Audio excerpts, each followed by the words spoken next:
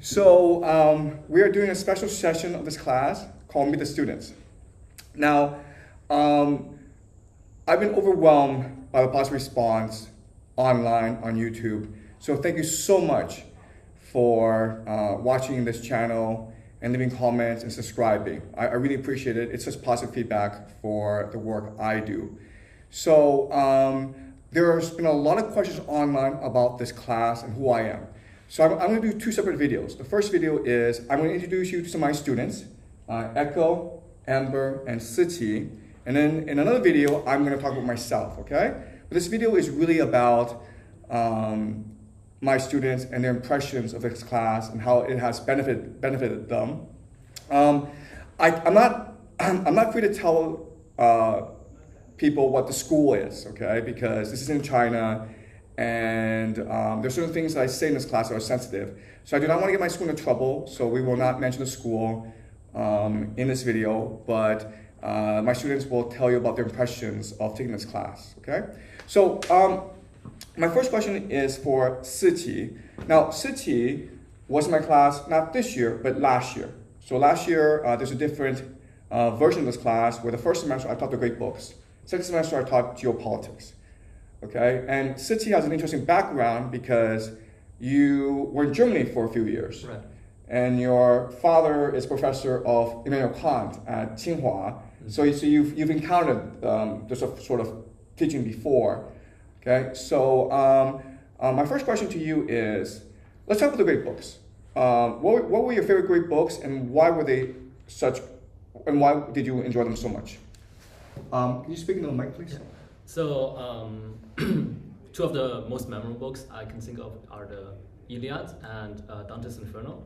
I really liked the Iliad already before the class, where I had read a simpler version since it's a really popular book, and there has been many adaptations over the years, but in this class was the first time I really more in depth looked into the content of it, and I think that this class provided me a lot of new insights into the book and the kind of different backgrounds, especially also into the culture of the time with the kings and small kingdoms and cities and things like that.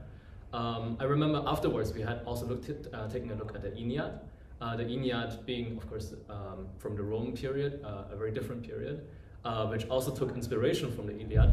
And it was really interesting seeing the contrasting cultures of both the Greek and the Roman culture, especially in this class, I had already encountered the Aeneid as well before, but in this class we also talked about how much the Aeneid was taken as a propaganda piece at the time. So that was also really interesting to see. And with the Dante's Inferno, I had heard about it quite a lot many times before, but never really had the chance to look into it. So I was really happy when we decided to start reading it, and taking such an in-depth look into specific parts of the book was really very fun. So I want to ask you about these books. How have they changed your understanding of yourself and your relationship with the world, do you think? So a few key ideas that I remember from last year is that the idea of game theory and the idea of imagination. So in all three of these books, the idea of imagination is really important. For example, with the Iliad, I remember it was one of the first big works of imagination that we really have, where it developed imagination over the times afterwards a lot, with such a vivid description of a story. It really pushed people to the limits of what they could imagine, and it really changed them. So it was really interesting learning about that, and it definitely changed my view on how people perceive the world around them, and how we, for ourselves, for example, have very different perceptions from everyone around us. Of course, there's also the idea of game theory, where everyone does things according to certain situations and conditions that they face, and it really helps you think about why certain people do something and why certain conditions exist. Okay. So is it fair to say that reading these books have made you more curious about the world, and have made you more observant about the world around you? Yeah, I would definitely say that it's made me more curious. I've already initially had a big interest in literature and ancient history, so these books kind of re-sparked this enthusiasm of learning more about it. I afterwards also looked a bit more into these books myself, and even looked into a bit surrounding books. So it was really helpful in like expanding my horizon in this topic. Yeah. Okay. Thanks so much. So Echo and Amber are in my class this year. And this year, we did something crazy and insane, which is we just did the entirety of human history, right? We went from the Ice Age up to today, which is the American Empire. So I want to ask you both, okay, Echo and Amber. The first question is, how do you feel about history now that we've covered all the major episodes of human history? And second of all, how has learning history changed your understanding of the world we live in today, okay? So these are two big questions. You can answer one or both. Yeah, like for the first question, I think what this course really gave me a lot of insights on was like how there are certain things that we take for granted that are kind of changed or challenged in this course. Like for instance, I remember the very first class that we did was on like how humanity transitioned from like the hunter-gatherer to an agricultural society. And so that idea of the agricultural society being more stable is like kind of a modern view on this issue that we often take for granted. But like what we learned from this class is that religion actually has a lot of influence on this transition. Like how settling down was like really beneficial for practicing religions and the rituals, and as a huge factor that shaped this transition.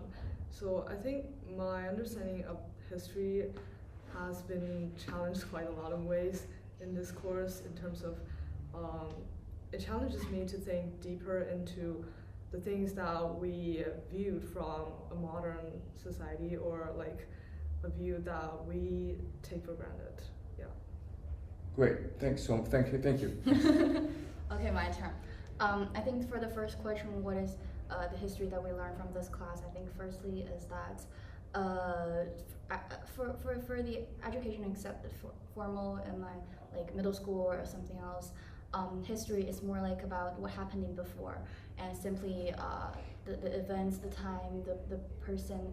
But I think in this course, it's more like an intersectionality between the politics, economic, and civilization, culture, stuff like this. And actually, let me see the complexity of the civilization. And also, what I want to also credit to Echo was saying is that a very, very important insight from this history class is that the power of religion, or saying that not maybe particular a religion with ritual, with doctrine, but more like how belief is impact to the people, to the community, to the society.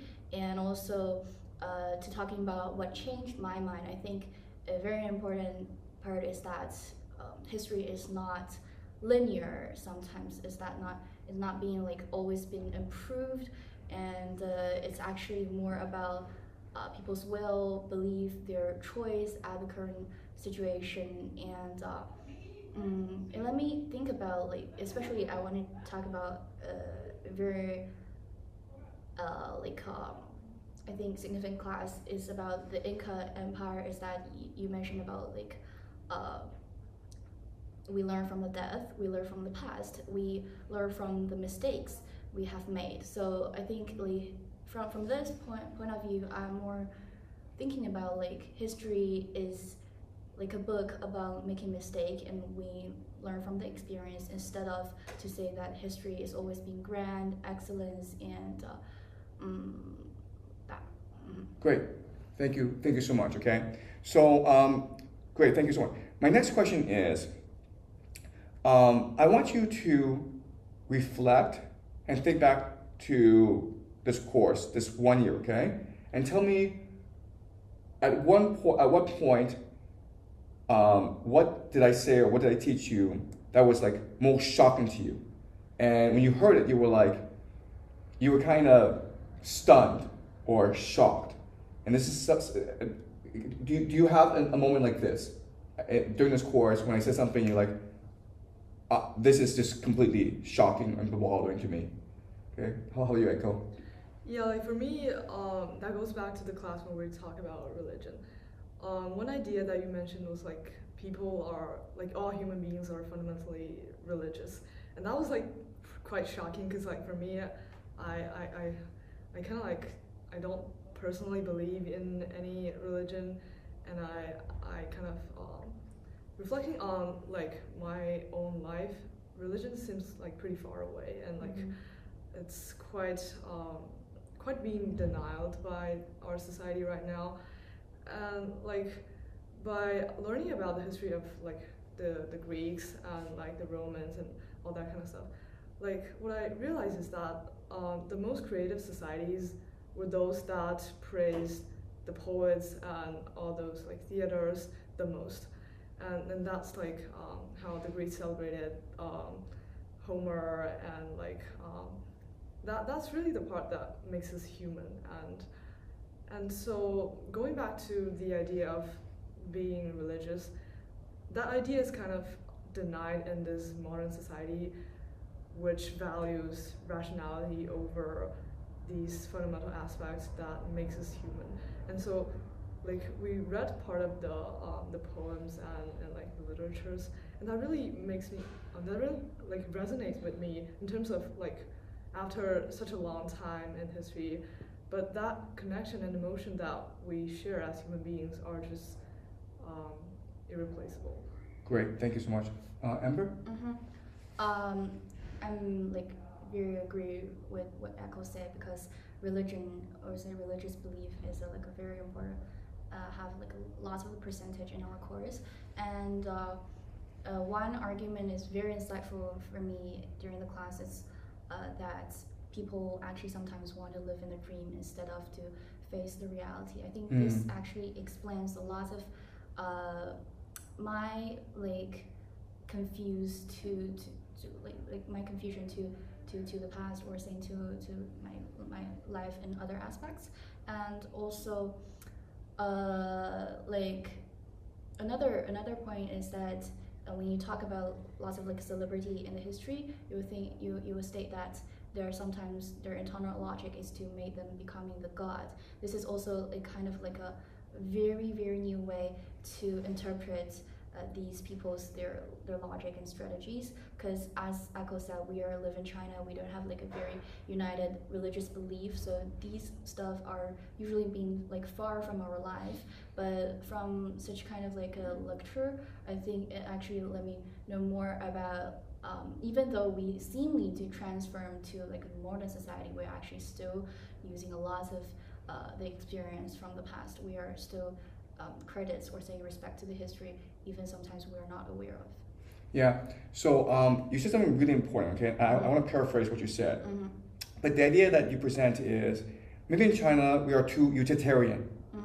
And so that prevents us from achieving greatness. But if you look at all the people we've studied before, like Napoleon, they achieved greatness because they want to like be God. They had faith in themselves, and they were achieving these grand visions. And maybe in China, we lack these sort of people, and we lack that sort of spirit. Yeah. Okay.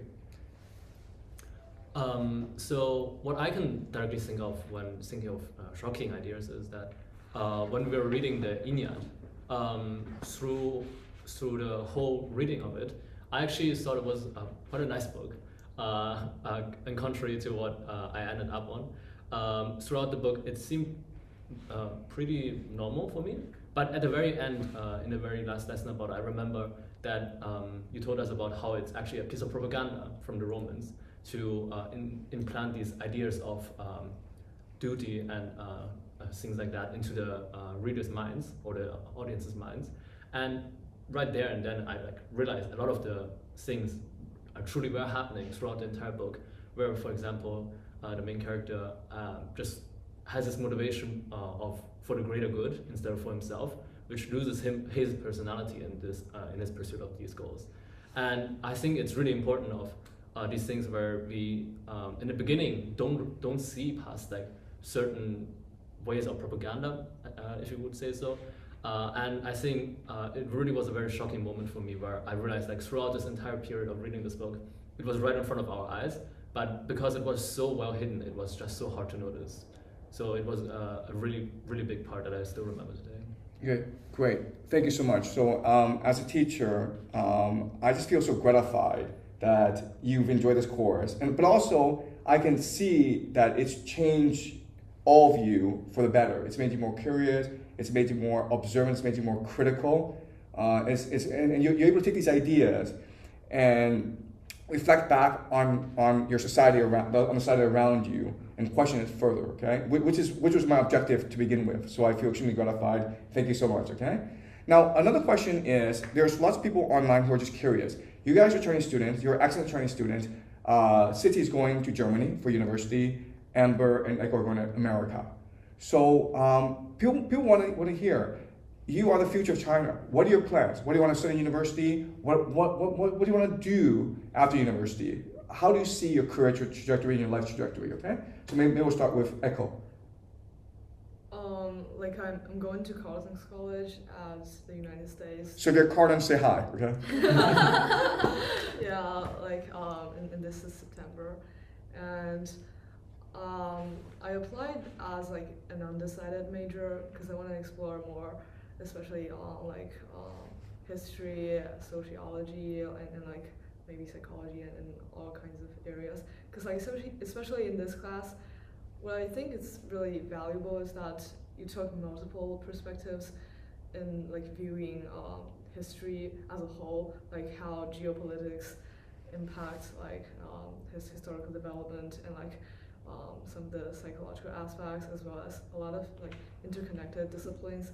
So I really wanted to explore more about them. So I'm not sure what my major would be. Perfect answer, perfect answer. I'm going to New York University for liberal studies. So say hi to Say Amber. hi to New York City. Yeah. So the program I apply is basically all about liberal arts and humanities. So I have already like registered for courses about like antiquity and writing, and also history and politics. So this class is actually preparation for. Yes, Yeah, definitely yeah. for college. Yeah, and for future plan, actually quite don't know because I haven't participated to the college yet. So, but definitely, I will still want to do something for my hometown and society and whatever. Because I'm besides like a fan of history, I'm also like a feminist. And they all know that, so I might do something like for feminism, like gender studies, and also with like history and humanities. I think this is the part that we are currently not being very valued or encouraged in Chinese society, and I hope it can be a light again. Yeah. Great, thank you. So I'm thinking of going back to Germany. Well, since applications aren't finished yet, I'm not quite sure where I'll be going, but it's probably in the state of Baden-Württemberg. I'm planning on either studying history or philosophy. I think I'm gonna likely pursue it as far as I can, maybe into a PhD. And for future plans, it's gonna be a long time still, so I'm not that sure yet, but I am hoping that since culture and education is very different from China to Europe and especially Germany, and I think it's important to have a combination of cultures to be able to see things from very different perspectives. So I possibly will return to China with like the knowledge I've gained in Europe, and it's not really about imposing Western ideas on Chinese society, but rather a combination of it. And maybe it will help with having more different views on society and different issues. Okay, great. So fantastic. Okay, I mean, just hearing your answers, I know all three of you will be very successful in university, and you will achieve all that you aim for. You guys are smart, observant, hardworking. You guys are going to be very successful in life. All right. So I have complete faith in all three of you. Okay. My last question. Okay, and it's a hard question, And feel free, you don't have to answer it, okay? But I want to ask you this question because I think a lot of people online are just curious. How do you see the state of the world and society today? Okay? You talk about the world in general, you talk about America, you talk about China, okay? But what are some issues and concerns that you have about what's happening in China, what's happening in the world, what's happening in the United States? Okay? So you don't have to answer this question because I mean it's a hard question, but does anyone want to try? Sure. So looking at current politics, which is very complex at the moment, but I feel like there's a lot of similarities to what has happened in the past. I haven't taken this year's class, but I feel like it's similar to what I've heard, where history teaches a lesson about things to us. And I think that, for example, right now there's a lot of similarities to what has happened previously in the build-up to certain conflicts in the world. And I think that it is important for us to be able to recognize these patterns of where conflict is on the horizon and to either decide to change things a bit to prevent these or to approach these conflicts in a better way. Because, for example, with the politics currently in the US or the politics over here in Asia, there's a lot of power relationships that are similar to both the start of World War I and World War II, and the conditions during the Cold War, which of course have been in the past century, but it's still the same different political ideology, kind of similar political ideologies allying with each other and kind of having this rivalry on a global stage with each other. So I think it's really important to recognize these patterns being surfacing again, and with the increase in conflicts globally, I think it's really important that we, as a society, watch out to what is happening right now. One thing I taught you last year that you've internalized is the idea that there are structures and forces to the movement of politics, geopolitics. And if we study these structural forces, we have a better understanding of what's happening, but also we can better influence what's happening. So thank you, okay? Do any of you also want to comment? How to view the world? Yeah, like what are issues that concern you about the world today or in the society today? Because you talk about feminism. Mm-hmm. So what is about China you think that you're concerned about and you want to focus more about in the future, society and the world? I think one thing I actually observed from this course is also inside me is that world is like more brutal than I thought before. So, but also as we have mentioned in the class, I think civilization is a cycle. It's like I think there's no need to be too worried about the world or the politics because we are always in a point of the natural cycle where we're in the process, and I think we definitely can learn something or saying that ask for some hints from the past, from the history. So that's I think the also the meaning of continued learning. And you're talking about feminism. I curious about such topic more from my family, actually not about lots of like a big picture. So I think for the world is sometimes should firstly focus on individual, focusing my own heart and find about the answer of myself, and then to interact with the world and to as for China, I think the social issue I think is we are lack of a belief, maybe not particularly about the religion, but I feel sometimes people are very lost. And the second one is that I think we still want to live in the dream. So how to let the people more trying to wake up and face the reality, I think it's a quite difficult mission that we need to explore in the future. Yeah. Okay, so I want to thank you because I've heard two things, okay? Mm-hmm. The first thing is, by taking this course, even though history is depressing, mm-hmm. you still feel empowered because you feel like the answers lie in history. If we can study history deep enough, we can understand the present, and we can impact the present positively. So even though a lot of things we discuss in this class are extremely pessimistic and depressing, you still have, it still gives you a sense of like individual empowerment and agency. Okay, I mean, that's the first thing. Second thing is, I think taking this course, and maybe some other factors as well, but you feel as though that you as an individual can have a positive impact on society if you engage in a process of deep learning for yourself and in a process of educating others. So that's what I heard, okay? But thank you, okay? Echo?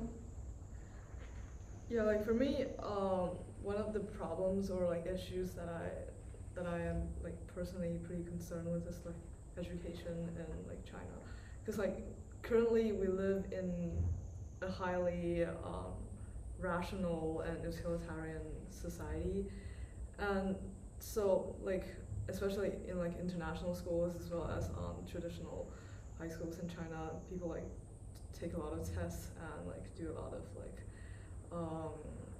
recite a lot of stuff and things like that, and that kind of diminished the part where people feel that connection with the reality. And so what I've learned from this course is that when we discussed the unit about the Viking society, so one thing that that's pretty impressive to me was that the Vikings spent like a third of their wealth on like a funeral. And so what does that mean is that like their society values a lot about stories that they pass from generation to generations. And that emotional part was kind of diminished by the utilitarianism in our current world.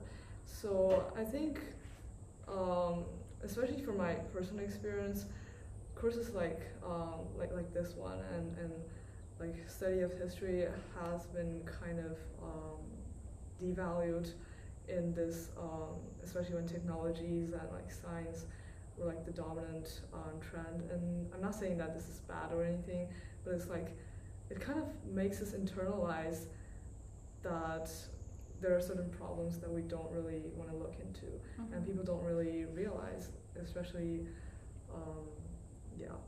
Okay, so Echo, I think no matter what you do in life, you're going to be a very passionate educator.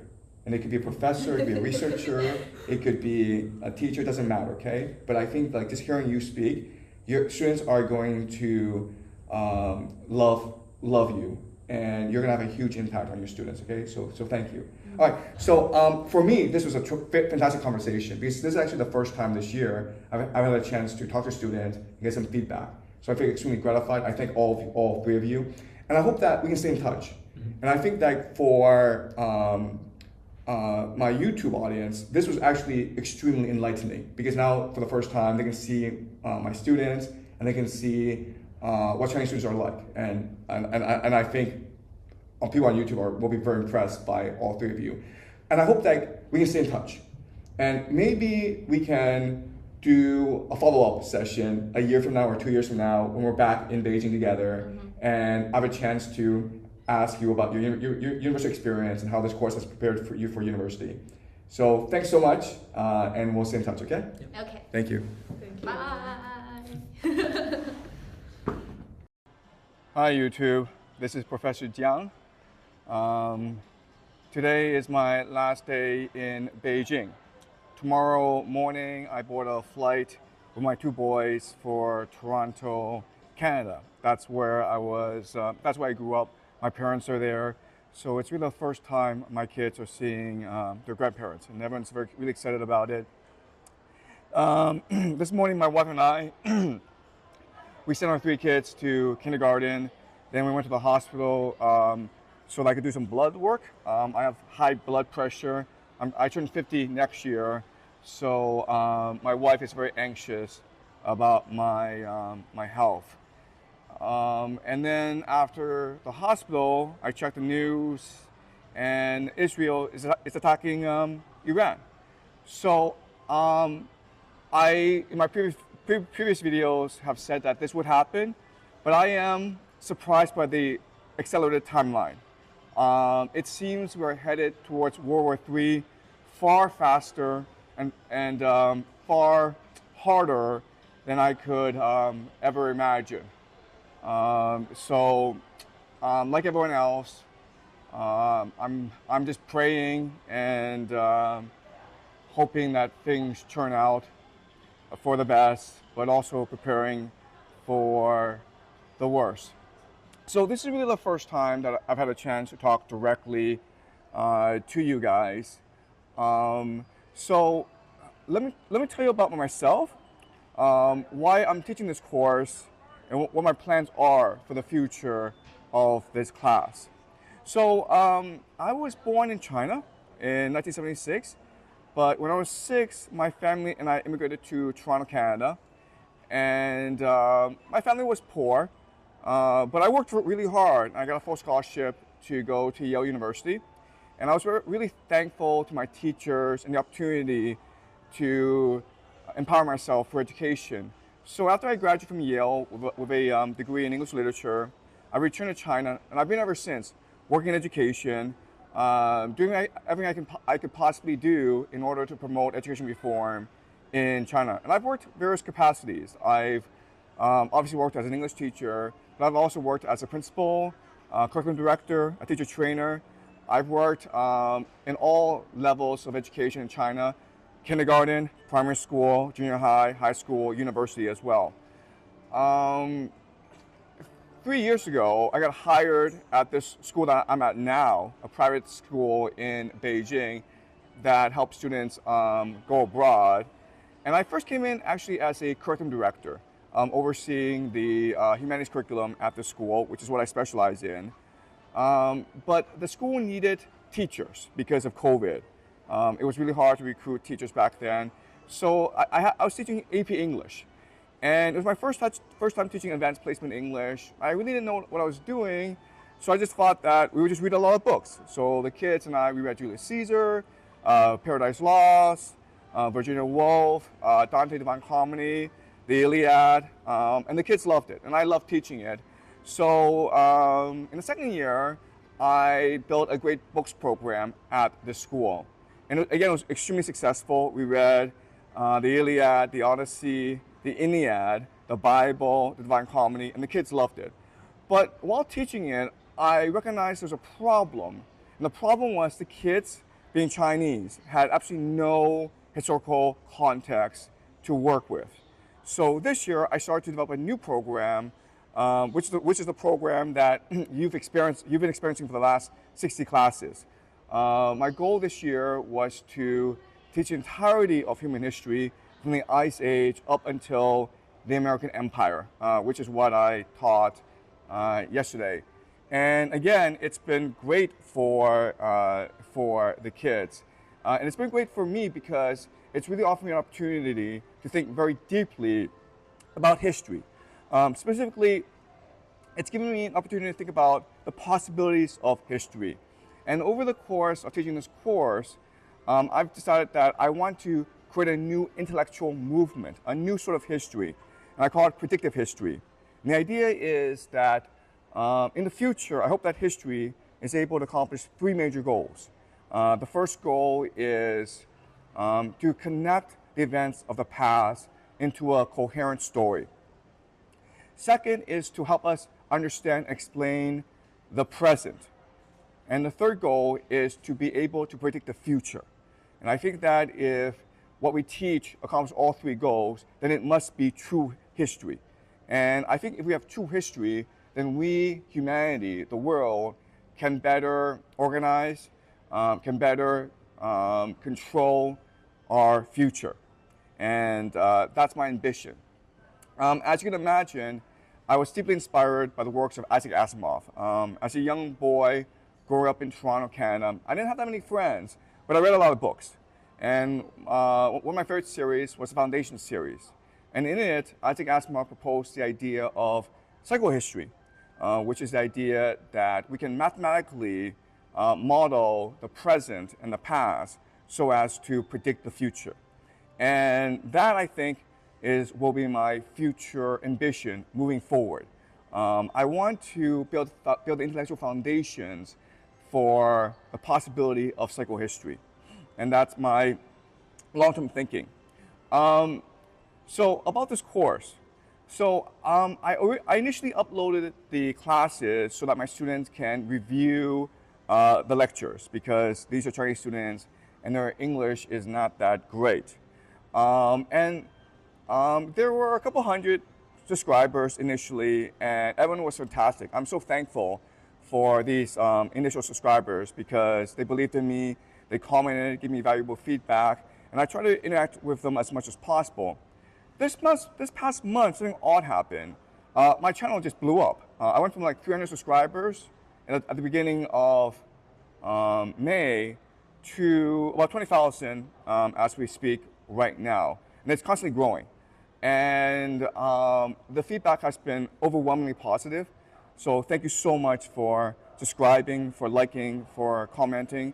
I try to read every comment, but as you can imagine, there's just so many comments. And I would like to respond to every one of them. But again, there's so much going on in my life. I have 3 young kids that I have to take care of with my wife. I also have to prep for classes. And because I have 3 young kids, I've been sick a lot. It's allergy season in China. COVID's still going strong. So I'm just trying my best right now to take care of my kids. So my apologies if I don't respond. I will try to respond over the summer.